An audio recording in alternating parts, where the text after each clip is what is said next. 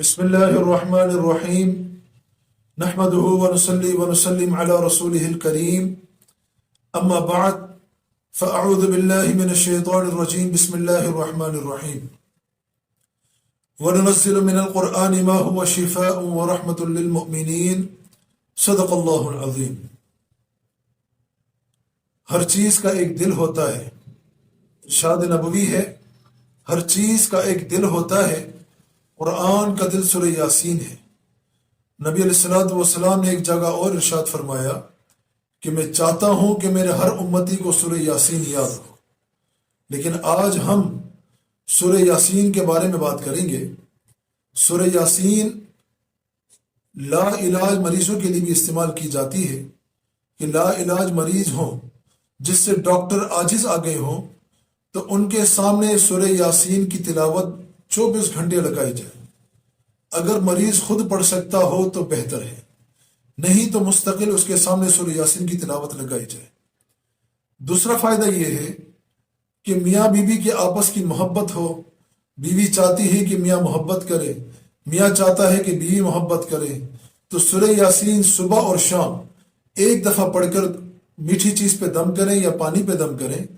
اور بیوی ہے تو شوہر کو کھلائے، شوہر ہے تو بیوی کو کھلائے.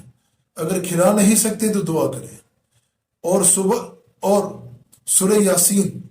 اگر گھر میں جادو کا مسئلہ ہو یا جنات کا مسئلہ ہو یا سفلی عمل کا مسئلہ ہو یا بچے روتے ہوں یا رشتوں کی بندش کا مسئلہ ہو تو ان حالات کے اندر بھی سورہ یاسین صبح اور شام ایک ایک دفعہ پڑھ کر پانی پہ دم کیا جائے. اگر پڑھ نہیں سکتے ہیں تو صبح اور شام سورہ یاسین کی تلاوت گھر میں لگائی جائے.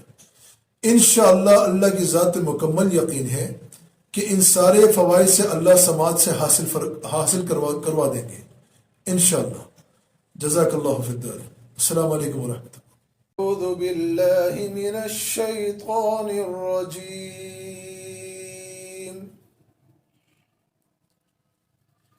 بسم الله الرحمن الرحيم.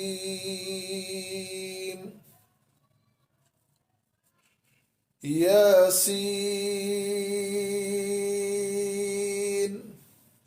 والقرآن الحكيم إنك لمن المرسلين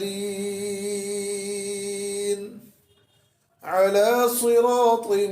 مستقيم تنزيل العزيز الرحيم لتنذر قوما ما أنذر آباؤهم فهم غافلون. لقد حق القول على أكثرهم فهم لا يؤمنون. إنا جعلنا في أعناقهم أغلالا فهي إلى الأذقان فهم مقمحون. وجعلنا من بين أيديهم سدا ومن خلفهم سدا فأغشيناهم فهم لا يبصرون. وسواء عليهم أأنذرتهم أم لم تنذرهم لا يؤمنون. إنما تنذر من اتبع الذكر وخشي الرحمن بالغيب فبشره بمغفرة وأجر كريم. إنا نحن نحيي الموتى ونكتب ما قدموا وآثارهم وكل شيء أحصيناه في إمام مبين. واضرب لهم مثلا أصحاب القرية أصحاب القرية إذ جاءها المرسلون إذ أرسلنا إليهم اثنين فكذبوهما فعززنا بثالث فقالوا إنا إليكم مرسلون قالوا ما أنتم إلا بشر مثلنا وما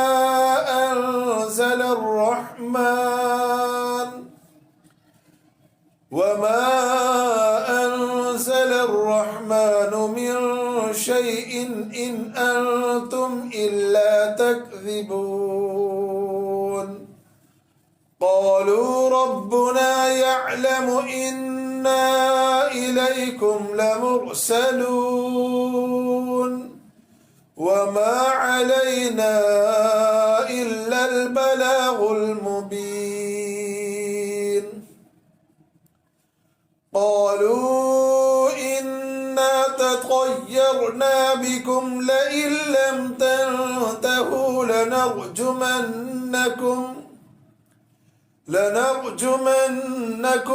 وليمسنكم منا عذاب أليم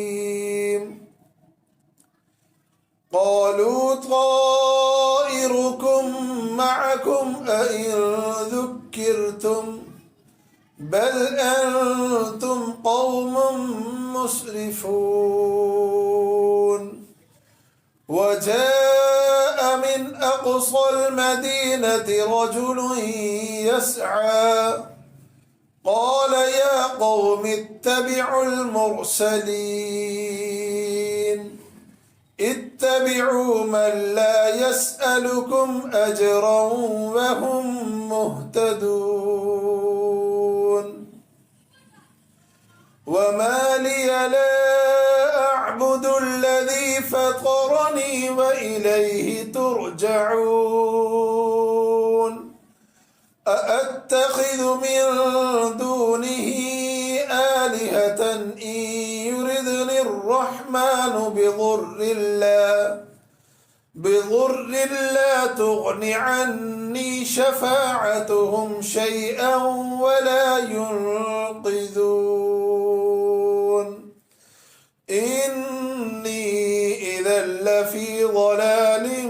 مبين إني آمنت بربكم فاسمعون قيل ادخل الجنة قال يا ليت قومي يعلمون بما غفر لي ربي وجعلني من المكرمين وما أنزلنا على قومه من بعده من جند من السماء وما كنا منزلين إن كانت إلا صيحة واحدة فإذا هم خامدون يا حسرة على العباد ما يأتيهم من رسول إلا كانوا به يستهزئون ألم يروا كم أهلكنا قبلهم من القرون أنهم إليهم لا يرجعون وإن كل لما جميع لدينا محضرون وآية لهم الأرض الميتة أحييناها وأخرجنا منها حبا فمنه يأكلون وجعلنا فيها جنات من نخيل وأعناب وفجرنا فيها من العيون ليأكلوا من ثمره وما عملته أيديهم أفلا يشكرون سبحان الذي خلق الأزواج كلها مما تنبت الأرض ومن أنفسهم ومما لا يعلمون وآية لهم الليل نسلخ منه النهار فإذا هم مظلمون والشمس تجري لمستقر لها ذلك تقدير العزيز العليم والقمر قدرناه منازل حتى عاد كالعرجون القديم لا الشمس ينبغي لها أن تدرك القمر ولا الليل سابق النهار وكل في فلك يسبحون وآية لهم أنا حملنا ذريتهم في الفلك المشحون وخلقنا لهم من مثله ما يركبون وإن نشأ نغرقهم فلا صريخ لهم ولا هم ينقذون إلا رحمة منا ومتاعا إلى حين وإذا قيل لهم اتقوا ما بين أيديكم وما خلفكم لعلكم ترحمون وما تأتيهم من آية من آيات ربهم إلا كانوا عنها معرضين وإذا قيل لهم أنفقوا مما رزقكم الله قال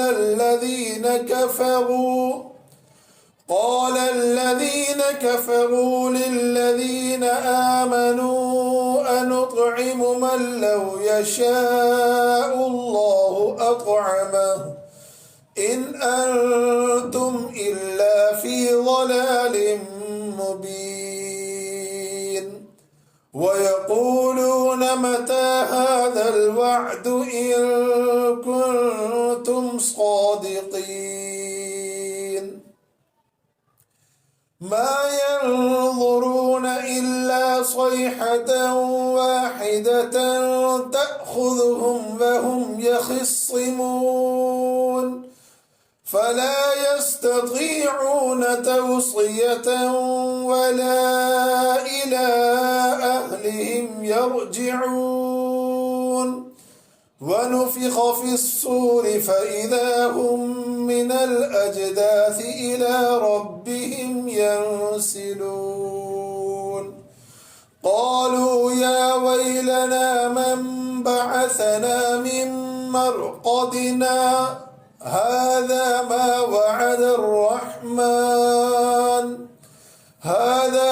وعد الرحمن وصدق المرسلون إن كانت إلا صيحة واحدة فإذا هم جميع لدينا محضرون فاليوم لا تظلم نفس شيئا ولا تجزون إلا ما كنتم تعملون إن أصحاب الجنة اليوم في شغل فاكهون هم وأزواجهم في ظلال على الأرائك متكئون لهم فيها فاكهة ولهم ما يدعون سلام قولا من رب رحيم وامتازوا اليوم أيها المجرمون ألم أعهد إليكم يا بني آدم ألا تعبدوا الشيطان إنه لكم عدو مبين وأن اعبدوني هذا صراط مستقيم ولقد أضل منكم جبلا كثيرا أفلم تكونوا تعقلون هذه جهنم التي كنتم توعدون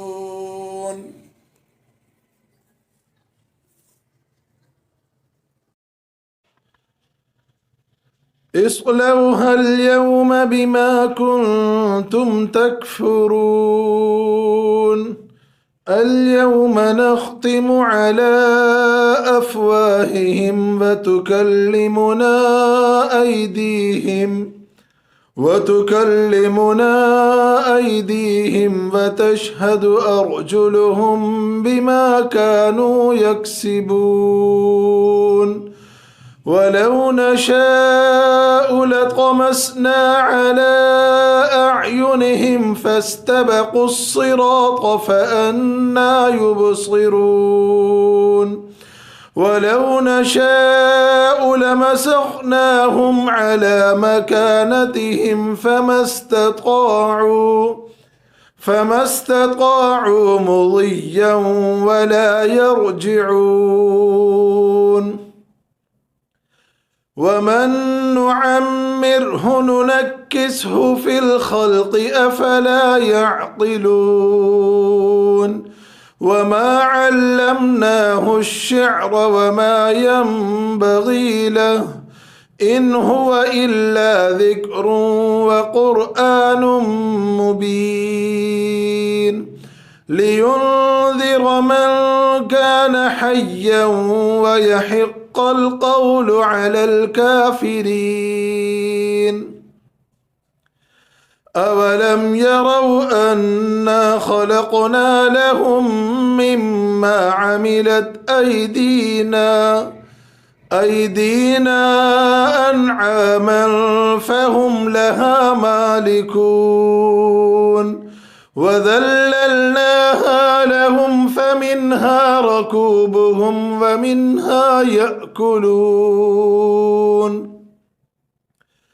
ولهم فيها منافع ومشارب أفلا يشكرون واتخذوا من دون الله آلهة لعلهم ينصرون لا يستطيعون نصرهم وهم لهم جند محضرون فلا يحزنك قولهم إنا نعلم ما يسرون وما يعلنون أولم ير الإنسان أنا خلقناه من نطفة فإذا هو خصيم مبين وضرب لنا مثلا ونسي خلقه قال من يحيي العظام وهي رميم قل يحييها الذي أنشأها أول مرة وهو بكل خلق عليم الذي جعل لكم من الشجر الأخضر نارا فإذا أنتم منه توقدون أوليس الذي خلق السماوات والأرض بقادر على أن يخلق مثلهم بلى وهو الخلاق العليم إنما أمره إذا أراد شيئا أن يقول له كن فيكون فسبحان الذي بيده ملكوت كل شيء وإليه ترجعون صدق الله العظيم